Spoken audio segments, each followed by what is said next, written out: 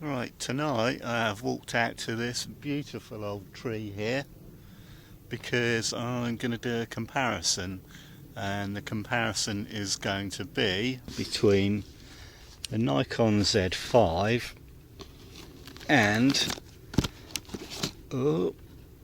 Nikon Z50.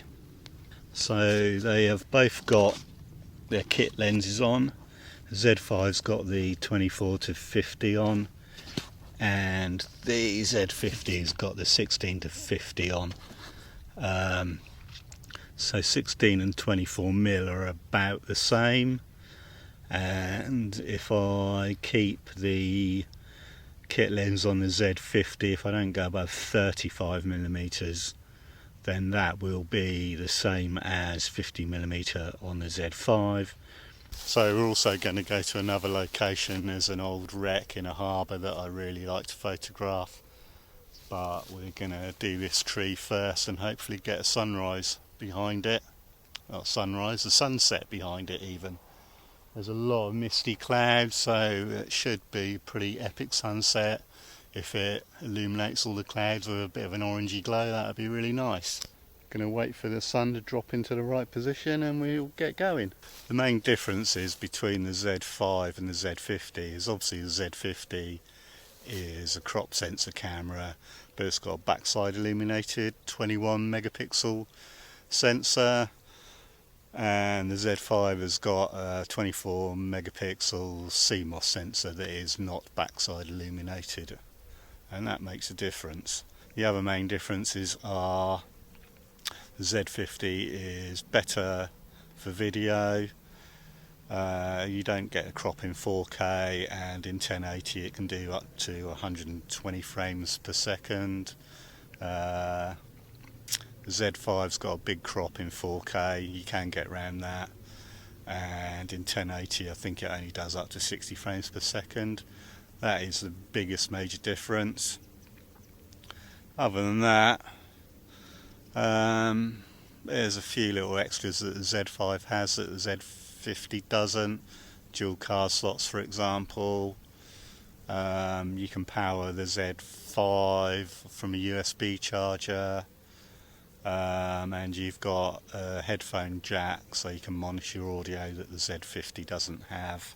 The other main difference is if you get the Z50 with the two kit lenses, you'll have everything from 16mm to 250mm covered for about the same price as buying the Z5 with the basic 24 to 50 kit lens. If you get the Z5, to get the equivalent range zoom wise, you're going to probably need to spend at least another £1,000 on a lens to get you that reach at a bare minimum. Can't really think of any other major differences, to be honest. They've both got the same menus, broadly very similar functions, not much more to say than that really. I always manage to forget to say something, so obviously the other main difference is that the Z5 has in-body image stabilization and the Z50 doesn't. But the vibration reduction on the kit lenses that come with the Z50, I actually think do a better job than the in-body image stabilization does on the Z5. So we've got the tripod set up here at the moment, and we're going to get some sunset shots, and also probably once the sun has set, a long exposure shot, hopefully in blue hour with the clouds behind the tree all lit up lovely. The Z50's on the tripod at the moment, but we'll switch between that and the Z5 to try and get very similar images, or images from exactly the same position. So let's just wait for the sun to set a bit further. The raw files from either camera look exactly the same, so I edited the Z50 files and then pasted those settings across to the Z5 files, and you can see a slight difference. The Z5 files are slightly richer and slightly redder in tone. So I've come down to a different location now in a little harbour near me, where there's an old wooden boat, and I'm going to try and get some shots of that. I'm not very happy with, there's a lot of clutter in the background, so I'll probably try and get some fairly close-up images, but I'll show you what I'm going to do. So hopefully you can see this old wooden boat here. I'm going to try and get some images of that, if I can frame that up how I want it to be. Right, I've set up the Z5 here, and I'm going to try and focus on the bottom of the hull here. The tide's coming in slowly. The reason why I'm zoomed in to 50mm is because I don't like the background. There's lots of moored yachts in the background, and you can see the bits of wood propping this boat up, and they're covered in seaweed and dangly stuff, and it looks awful.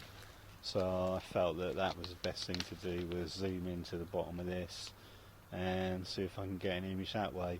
Once I've shot an image with the Z5, I shall put the Z50 on and shoot an image with that and try and frame it up exactly the same. Right, I've got about 3 different shots from 3 different angles, so let's go and compare the Z5 images to the Z50 images. Again, identical raw files. I edited the Z50 files and pasted those settings to the Z5 files, and you can see the Z5 slightly richer and redder in tone. Right, so I've come over to my local park today. Obviously we've finished the photo section of that video, so let's move on to the video section of the video. Currently on the Nikon Z50, 1080, 24 frames per second, and the audio you're hearing here is from the internal microphone.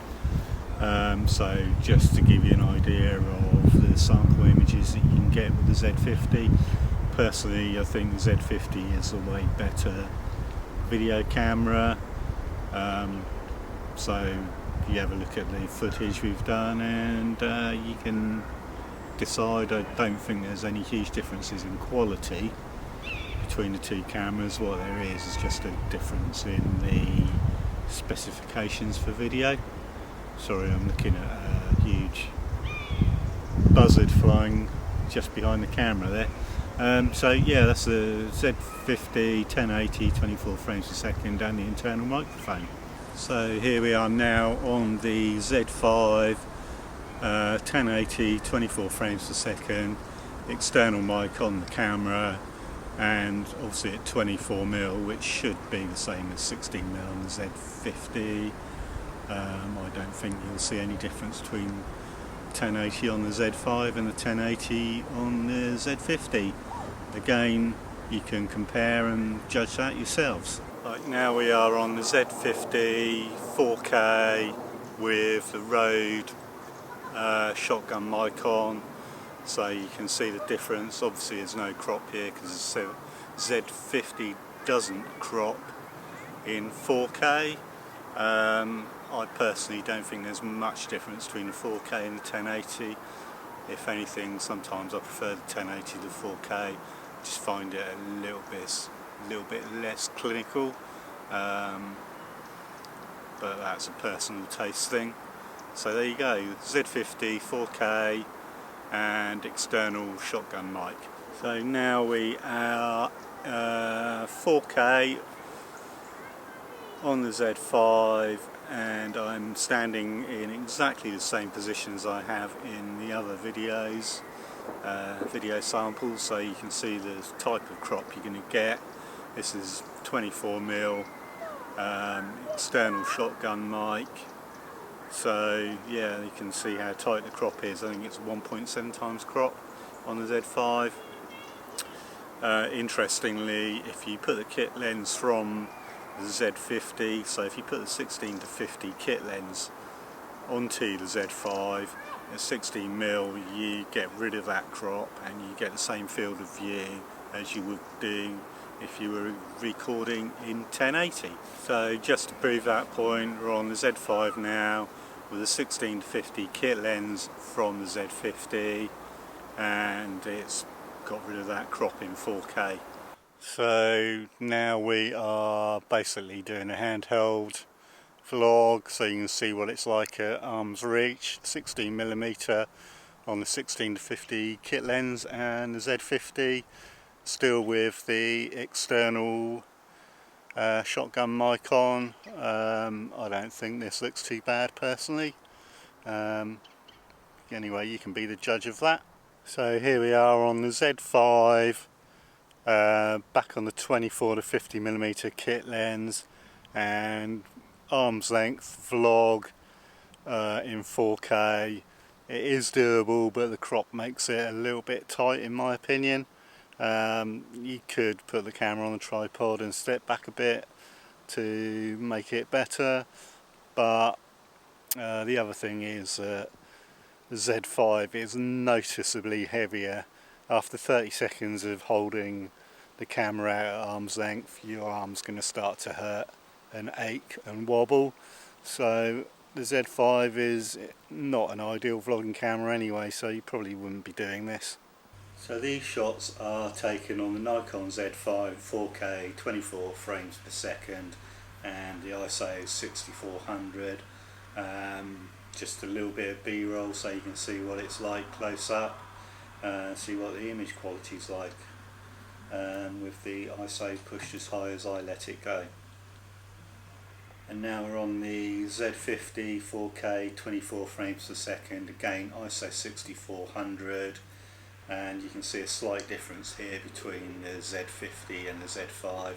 The Z50 seems to produce a slightly underexposed image, but other than that I don't really feel there's any difference in quality between the Z50 and the Z5. Alright, thank you if you've made it this far, and here's my kind of summary. Personally, I feel that the differences in image quality between the Z50 and the Z5 are so close that it's virtually negligible. The main differences come down to the fact that the Z50 is a crop sensor camera and the Z5 is obviously a full frame camera, and that difference drives obviously the difference in video specs between the two cameras, and it also drives a slight difference in the quality of the photos that each camera produces. If you bought a Z50 you'd be absolutely delighted with it, and if you bought a Z5 you'd also be delighted with that. I don't feel there's any handicap between having a 21 megapixel and a 24 megapixel sensor. I feel that the Z50 has a slightly more modern technology in its sensor, in the fact that it's backside illuminated, and I feel that you're able to push and pull the images around a bit more, recover more details from those images. The Z5's cmos sensor is obviously slightly older technology. I believe it's probably from the D750 or D780, and I think it's the quality of the processor in the Z5 that manages to bring a little bit extra to the cmos sensor. Having said that, I do feel that you can pull slightly richer colours out of the sensor, out of the images for the Z5. I think the main difference to consider is lenses, really. If you buy the Z50 and you get it with the 16-50 and the 50-250 kit lens, you're good to go. You might just want to add maybe a 40mm f2 prime lens to that, and you're covered for pretty much everything. To get that focal range on a Z5 you would need a 400mm lens or thereabouts. I think it works out at 375mm, and that's a huge expense in addition to the camera. If you're into the longer telephoto type shots, that doesn't bother me at all. I'm more into wide angle and sort of 40mm prime stuff. So for me, the two cameras complement each other completely. I know that's a lucky position to be in. I'm very fortunate to have both cameras. So yeah, I don't know whether this has been much help or just going to add to the confusion. They're so close that you could buy either camera and be very happy with it.